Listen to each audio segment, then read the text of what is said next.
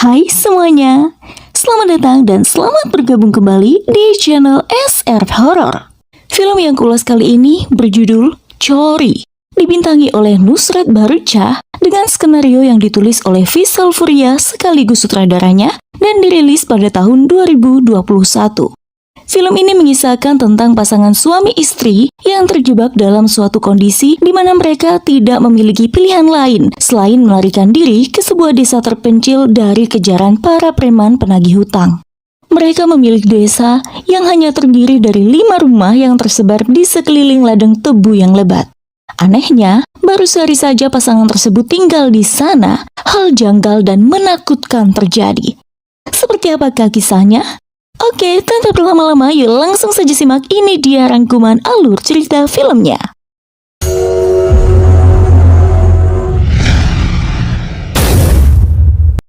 Film dimulai dengan menampilkan seorang wanita yang tengah dikejar sesuatu berlari ketakutan di tengah ladang tebu.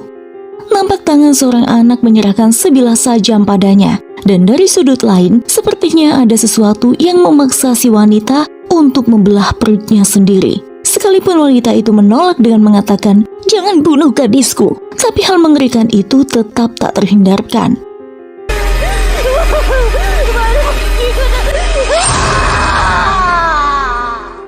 Beberapa waktu berlalu, di sebuah kota terdapat seorang wanita bernama Saksi yang bekerja di sebuah yayasan penitipan anak. Saksi adalah sosok wanita penyayang anak dan berpandangan luas mengenai kesetaraan gender. Ia tak pernah membedakan kemampuan anak laki-laki maupun perempuan. Baginya, masing-masing memiliki kodratnya sendiri. Saksi dan suaminya, Heman, sedang berbahagia menantikan kelahiran calon buah hati mereka. Siang itu, Heman menjemput Saksi diantar oleh sopir mereka, Kajla. Namun sialnya di seberang jalan beberapa orang tengah mengintai mereka. Saat Saksi bertanya apakah Heman mengenal mereka, Heman menyangkal.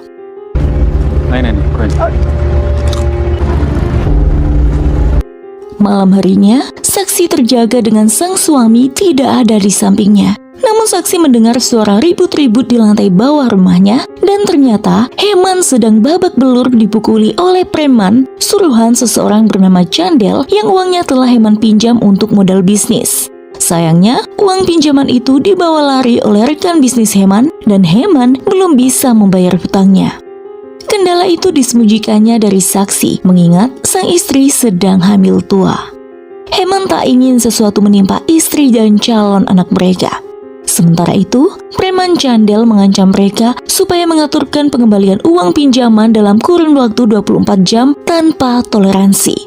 Panik dan merasa terancam, keduanya pun sepakat untuk bersembunyi sementara waktu guna menghindari tagihan hutang.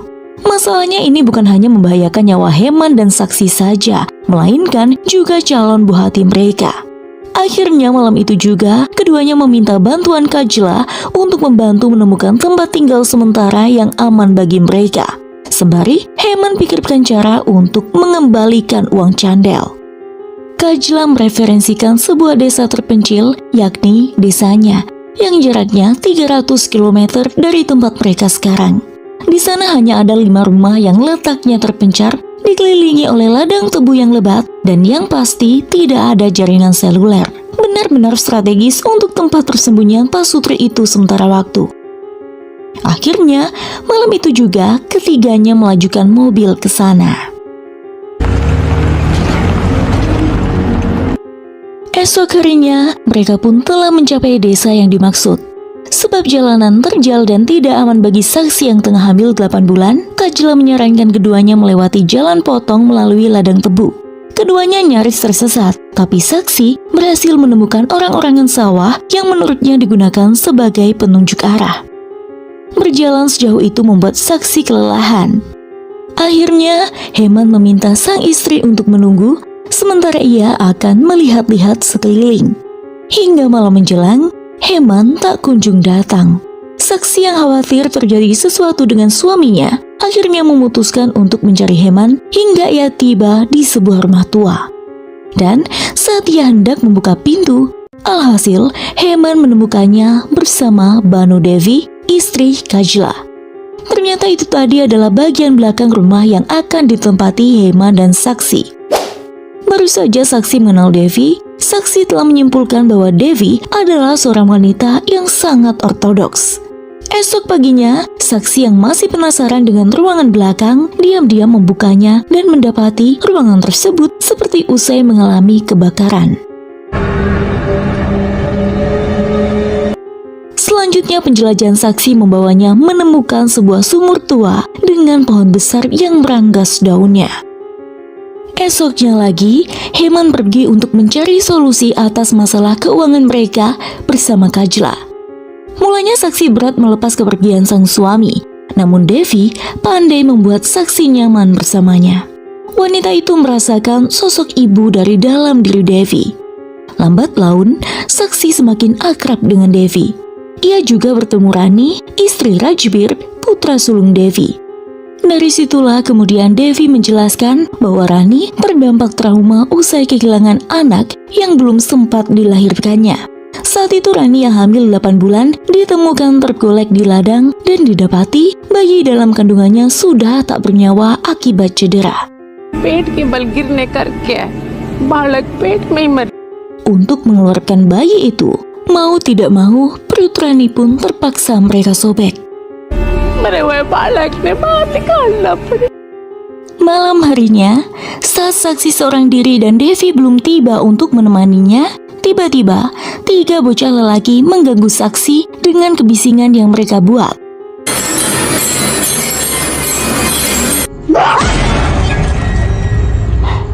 Namun saksi yang pada dasarnya menyukai anak-anak tak menganggap serius hal itu.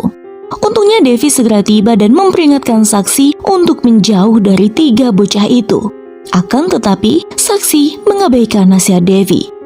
Esok paginya saat ketiga bocah misterius itu datang lagi, saksi justru menikmati main bersama mereka. Sampai ia menemukan sebuah tape recorder yang merekam seorang wanita tengah menyenandungkan sebuah lagu untuk anak-anak.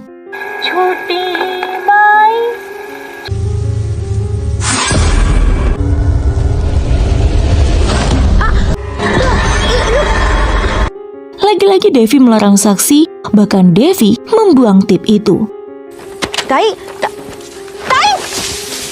Frustrasi dengan ulah saksi yang tidak mendengarkan nasihatnya, Devi pun mengancam bahwa hal-hal buruk akan terjadi. Antara saksi dan Devi pun pecah argumen. Hingga saat Heman tiba, dengan panik, saksi mengungkapkan ketidakbetahannya di situ dan meminta Heman untuk membawanya ke tempat lain. Malam itu juga saksi dan Heman berkemas dan hendak kembali ke kota. Akan tetapi mendadak pasangan itu mendapat serangan dari Kajla dan Devi. Kemudian keduanya diikutkan sebuah ritual. Setelah itu Devi membawa saksi kembali ke rumah ladang, lalu mengikatnya di ranjang. Dalam kondisi setengah sadar akibat efek obat bius, saksi dipaksa mendengarkan sebuah cerita dari Devi. Sebuah cerita menyeramkan yang nantinya akan menguak rahasia di balik ladang tebu ini. Devi mengatakan bahwa saksi harus tinggal sendirian di sana selama 3 hari ke depan untuk menyingkirkan arwah Sunaini, adik ipar Devi yang menjadi hantu gentayangan. Diketahui Devi memiliki adik ipar bernama Yogeswar yang menikah dengan Sunaini, seorang gadis yang mereka anggap penyihir. Sebab Sunaini telah merebut perhatian ketiga anak laki-laki Devi. Devi merasa Sunaini telah menyihir 3 anaknya. Saat Sunaini hamil, Devi mengira Sunaini akan melepaskan ketiga anaknya. Namun dugaannya salah. Hingga suatu hari, Sunaini didapati telah menghabisi nyawa sang suami, Yogeswar, merebek perutnya sendiri, hingga akhirnya mengajak serta ketiga putra Devi bundir dengan lompat ke dalam sumur tua. Beberapa tahun kemudian, putra sulung Devi, Rajbir, menikah dengan Rani. Ketika Rani hamil 8 bulan, ia dihantui oleh sosok Sunaini dan ketiga anak Devi.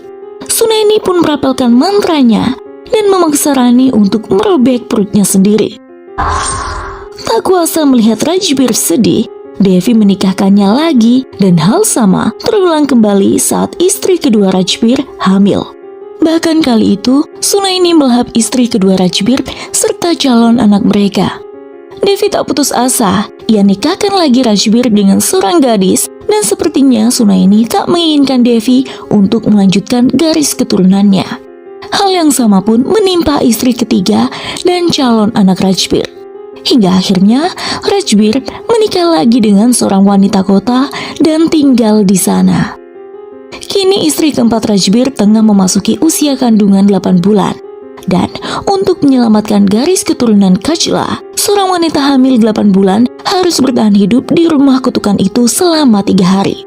Kebetulan wanita bernasib buruk itu adalah Saksi. Devi berpesan pada Saksi bahwa semua penglihatan yang akan dilihatnya dalam 3 hari ke depan hanyalah sebuah ilusi. Adegan menegangkan pun dimulai. Saksi mencoba melarikan diri dari rumah ladang itu, namun sia-sia.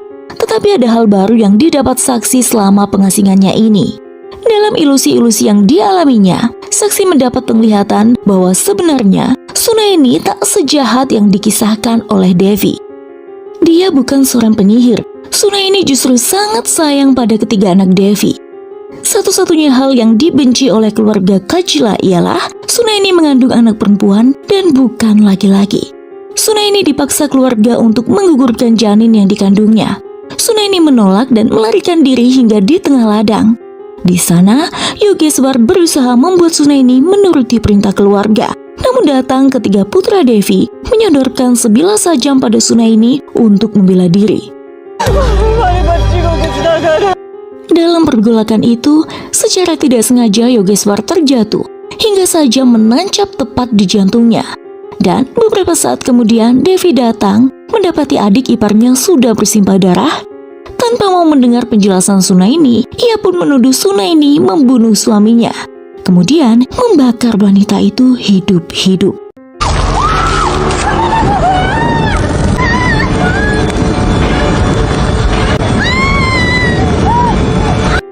Dalam prosesnya, Sunaini melahirkan bayi perempuan. Tapi bayi malang itu dibuang ke dalam sumur untuk memenuhi ritual yang menjamin panen raya ladang tebu keluarga Kajla. Dalam kondisi sekaratnya, Sunaini melompat ke dalam sumur untuk menyelamatkan bayinya. Dan ketiga adik Rajbir, anak-anak Devi yang sangat mencintai Sunaini, ikut melompat untuk menyelamatkan Sunaini dan anaknya. Alhasil mereka semua pun meninggal lalu menjadi hantu gentayangan. Saksi mengalami cobaan berat yang dialami Sunaini dalam rangkaian ilusi mengerikan itu. Sunaini serta ketiga anak Devi juga mendatangi Saksi untuk memaksanya merobek perutnya sendiri.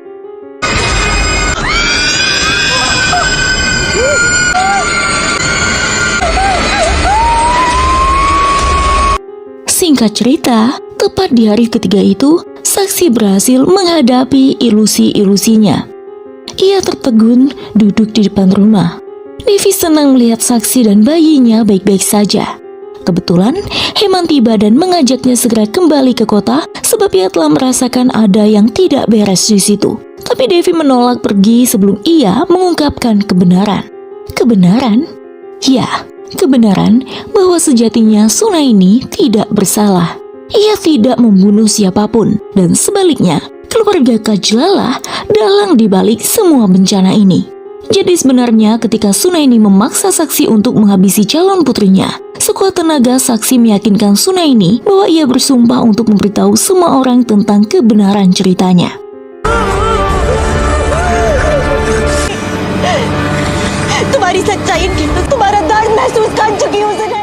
Istri kedua dan ketiga Rajbir bukanlah dilahap oleh Sunaini. Begitupun dengan calon anak mereka. Arwah Sunaini mencoba memberitahu mereka untuk melawan ketidakadilan, namun mereka gagal memahaminya.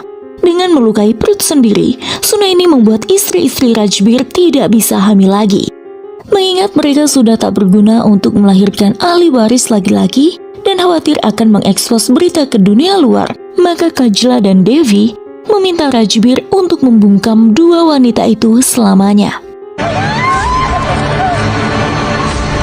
Sementara bayi mereka yang kebetulan perempuan dijadikan sesembahan rangkaian ritual untuk panen raya.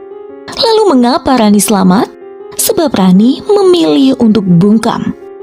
Terjadi adu argumen antara saksi dan Devi, hingga akhirnya Devi mengancam akan memanggil putranya untuk menghabisi saksi. Namun saksi sudah tahu siapa sebenarnya Rajbir. Ya, Rajbir tak lain dan tak bukan adalah Heman, si algojo keluarga Kajla.